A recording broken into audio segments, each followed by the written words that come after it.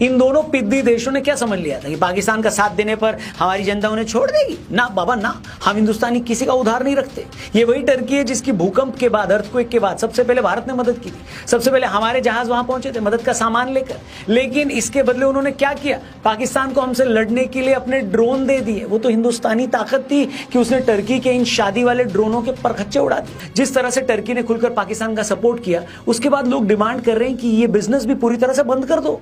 आपको बता दें, फिलहाल भारत तुर्की से बेसिक मेटल और स्टील $2.18 बिलियन का खरीदता है। इसी तरह पावर रजिस्टर और टरबाइन 311 मिलियन का, केमिकल और प्लास्टिक 219 मिलियन का, आर्टिफिशियल सामान 185 मिलियन का, मैकेनिकल उपकरण 168 मिलियन का, नॉनवेज और डेयरी प्रोडक्ट $149 मिलियन के हर साल हम टर्की से खरीदते हैं। लोगों का कहना है कि अब टाइम आ गया है कि भारत ये सारा सामान टर्की से खरीदना बंद कर दे, क्योंकि जब तक उसके व्यापार को, उसके बिजनेस को चोट नहीं पहुंचाई जाएगी, तब तक उसे पाकिस्तान का साथ देने की कीमत नहीं समझ आएगी। भारत और पाकिस्तान की टेंशन के बीच ऑल इंडिया सिने वर्कर्स एसोसिएशन ने टर्की और अजरबैजान का टोटल बॉयकॉट करने का फैसला किया है। AICWA ने क्लियरली बोला है कि इन दोनों देशों का रवैया भारत के खिलाफ है, इसलिए अब इन देशों में किसी तरह की फिल्मी एक्टिविटी नहीं की जाएगी। इन लोगों ने साफ किया है कि उनके लिए कंट्री पहले है। AICWA ने गवर्नमेंट से भी ये बोला है कि इन देशों के सभी कलाकारों का वीजा रद्द कर दिया जाए और फ्यूचर में इन्हें भारत का वीजा दिया ही ना जाए।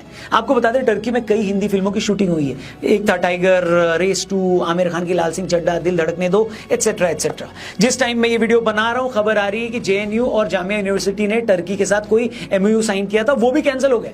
3 साल का MOU इसी साल शुरू हुआ था। ये MOU ट्रेनिंग, रिसर्च और बाकी चीजों को लेकर था, लेकिन उसे भी बोला गया कि बोलो पेंसिल, उन्होंने बोला पेंसिल, इन्होंने बोला कैंसिल, तो कैंसिल हो गया। मतलब ये बात अच्छी है कि छोटे छोटे कारोबारियों से लेकर यूनिवर्सिटीज और आम लोग और ट्रैवल कंपनियां सब एक साथ मिलकर टर्की और अजरबैजान को सबक सिखा रहे हैं। अब हो सकता है कोई छोटा मोटा देश इनका बॉयकॉट करता तो इतना इनको फर्क ना पड़ता, लेकिन भारत दुनिया की सबसे बड़ी मार्केट है। हमारा मिडिल क्लास अमेरिका की टोटल पॉपुलेशन से भी ज्यादा है।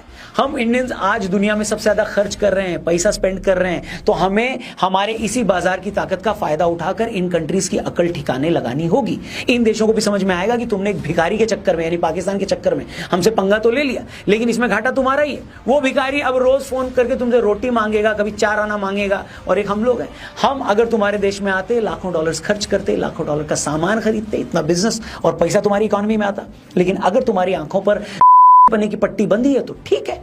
एक बात समझ लो दोस्तों अच्छे से, आज की दुनिया में कोई किसी का सगा नहीं है, हर किसी को अपनी लड़ाई खुद लड़नी है। ट्रंप को ही देख लो, वो भी हर जगह धंधे के चक्कर में घूम फिर रहा है। जिस शख्स के सिर पर कल तक $10 लाख का इनाम अमेरिका ने रखा था, आज ट्रंप उसी से हाथ मिला रहा है। आज की दुनिया में ना कोई किसी की लड़ाई लड़ने नहीं आ रहा है, और भारत जैसे देश की लड़ाई तो कोई और लड़ेगा ही नहीं, भारत को खुद लड़नी है। क्योंकि बांग्लादेश, पाकिस्तान जैसे देश तो हमेशा हमसे लड़ेंगे, और चीन जैसा देश हमें आगे बढ़ने से रोकेगा।